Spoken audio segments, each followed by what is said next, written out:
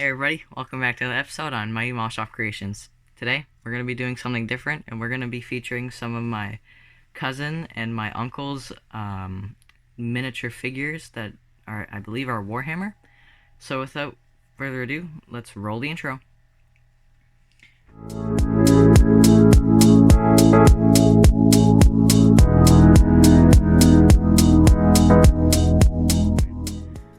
Alright, so the first one is this one. What is this, Clayton? A savage orc. A savage orc. And are these game pieces that you play with, or are they just figures? They're game pieces. So how long did it take you to build this kit? It took me like 2 hours to build and paint it. What's your favorite part about the kit? I think my favorite part is the base that he's on. Oh yeah. What materials did you use? I used flocking, grass tufts, and sticks I found outside. I guess I'll just pick it up and show them closer. Alright, so as you can see, he has, it's like pieces of bone on his jaw, which is super awesome. Clayton's favorite part is the base that he made. Super cool stuff. Alright, so next one is this guy. This guy's super cool, probably my favorite. So can you tell me a little bit about this guy? So his name is the Mountain. He's from Song of Ice and Fire, which is a Game of Thrones based game. I custom made the base that he's standing on, and it took like 3 hours. Nice. What materials did you use again? I used like insulation foam, popsicle sticks, and some fake plants that I got from a store. Nice. And you said that this figure came pre-built, or? Yeah, he came pre-built. Awesome. I'll pick it up to show you guys a little bit better. He put little skulls in the base as well. He told me that earlier. Super awesome. And next up we have this guy. He's super cool as well. So what's this guy's name? Gotrick Gurneyson. Gotrick Gurneyson? Yeah. It's a funny name. So can you tell me a little bit about this guy? So he took like 13 hours to build and paint. I used like 20 different paints on him. He's standing on a pile of like wood and dead Skaven, which are like rat people. And he's an icon character. Awesome. I really like this guy. He's really cool. The base is super awesome. Yeah, so you can see one of those, what are they called? Skaven. Skaven. In the base. He has a huge mohawk. Super awesome. And I'm going to have to back up the camera for this big guy, so give me a second. Will it fit? Well, let's see.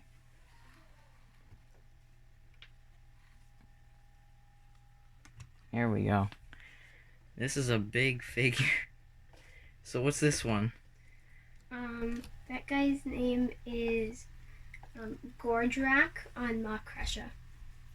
And the Makrusha is the huge dragon-looking thing? Yeah. What's your favorite thing about this one? I think my favorite part is the orc on top.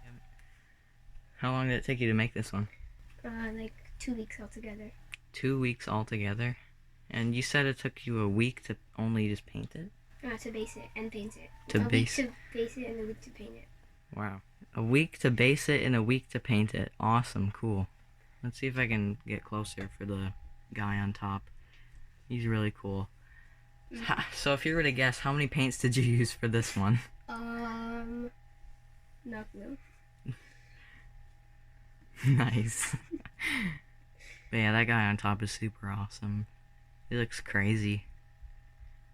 Mm-hmm. Yeah, he used a lot of different stuff for the base. Lots of different grass.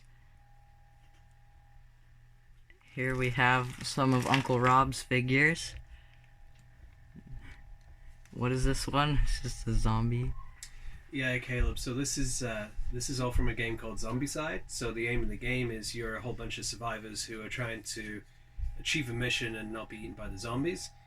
So when you get the game, it comes with about 100 miniatures. Uh, Probably about 90 of those are zombies. So there's maybe 12 different sculpts in there. So you're doing multiples of each one. So I think what we brought along was maybe 3 or 4 different kinds of zombies that you had to fight. And there's one of the heroes I think we got as well. Um, so something to note about these is it's a very different kind of style to what you would do or what Clayton has done with his Warhammer figures, because this is a game that you kind of want to get to the table pretty quickly. You typically do speed painting on them. So I'll paint these as a huge batch. So whenever I'm painting red, I'll paint red on all the figures that are going to have red on, just so I can table it as quickly as possible. So that's why sometimes when I look at it like super close up or under the light, I'm like, holy smokes, I missed a bit there, or there's something a little bit wrong or it needs a touch up. But for the purposes of what I'm trying to do with the game, it's good enough. Right. I noticed on this one, it looks like you have tire treads. How did you do that? So that uses a technical paint from Games Workshop. I think it's called Blood for the Blood God. I think so. It's kind of like a glossy red that you dab on, and it's quite thick. The tire track is done with it's done with a brush. So you just get the tip, and you kind of push the tip slightly sideways down, and it replicates the tire track. The other one there, the zombie in the red coat. That's got blood on the floor too in a sort of drag pattern. So I'm trying to replicate a little bit about what would be going on in the scene, because when you play this game, you're playing it on tiles that are probably about, I don't know, they're probably about 5 inches by 5 inches, and it's a cityscape. So I'm trying to match what you've got there on the cityscape itself. So the grey kind of matches the grey of the road, and the blood spatters match some of the blood splatters that are going on in the scene. Very awesome. This is a big guy. Is this also a zombie? Yeah, so this is what they'd call a abomination. He's kind of like one of the bosses in the game, I guess. So all these things spawn as you're playing. You're playing against the game itself, right? It's not like something like Warhammer where you've got 2 people and they're doing a big battle against each other. This is like all the regular people who want to play, all on the same team, playing against essentially like an AI that the game designers developed. So the zombies will spawn at certain points throughout the game, and they will move towards the noise that they hear, and they'll move towards your characters and they'll attack them. So this is one of the big guys that's kind of really hard to take out. The character's based, I think, on a hobo, which is why you've got sort of like pigeons on him. He's in ratty clothing. I think he's got what does it say there? Help me or something like that on him. Yeah. I'm hungry. Yeah. And the only way you can really kill these guys in the game is with a Molotov cocktail, which is kind of fun. Very awesome indeed. And I see you did the tire tracks for this one as well. Yeah, that's right. Yeah, most of them have done tire tracks or blood splatters. There's you've got that's one of the heroes. I can't even remember what's this one called. Ellie. This one's called Ellie. So I guess that's probably a bit of a Last of Us call out. I don't know. But this is one of the little human characters that you take along. So I play this game with my kids. Plays in about an hour. And it's just a lot of fun. And what the miniatures add to the game, it adds that sort of immersion and that tactile feel. Like you could in theory be playing with little cardboard standees or little pieces of wood or something like that. But this makes the game feel like a little bit more real. And here we have, looks like a rollerblader almost. Yeah, this is Wanda. She's a waitress at a restaurant where you use rollerblades to get around and serve people. but in this world, she's also a chainsaw wielding hero. So I tried to kind of draw in her restaurant background in the base there, so that's why it's got that sort of checkerboard pattern in the red and white. Fits very well. Yeah. Next up, we have one of these big guys. What is this? Yeah, so this is from another game called Bloodborne. Bloodborne's based off video game IP. This, I believe, is a man-eating pig, which is why he looks so grotesque. I tried to sort of bring out some of the details, like he's got red eyes, the teeth look nice and sharp and pointy, and the mouth is red, like there's going to be blood there. Lots of sort of horrible, warty stuff on him. The way we based him, I think I used something called Strickland mud on the base here, with a little bit of highlighting, so it looks like he's wallowing in some swamp. And Clayton here also added some tufts onto the base as well, just to bring it into that more natural feel of the forest. This is one of the bases. It's kind of hard to see because the thing's so zoomed in. Decrepit shack. Yeah, so when the characters are on the board, they're on these kind of bases. So the pig, for example, spawns on a mud pit, right? So when you actually see the pig on the base, it's supposed to somewhat blend in a little bit and match what's going on. Yeah, I can see that it fits very well. Yeah, and the idea of this game is very similar to Zombicide, right? Except you're playing the role of a hunter who's trying to sort of advance your quest and find out what's going on in this haunted place. These are the monsters that spawn throughout the game that will advance to you and attack you, and you have to defeat them to get towards your objective. Next up, we have these three guys. Yeah, I don't even know what to say about these guys. These are one of the bad guys as well. They're evil guys, I guess.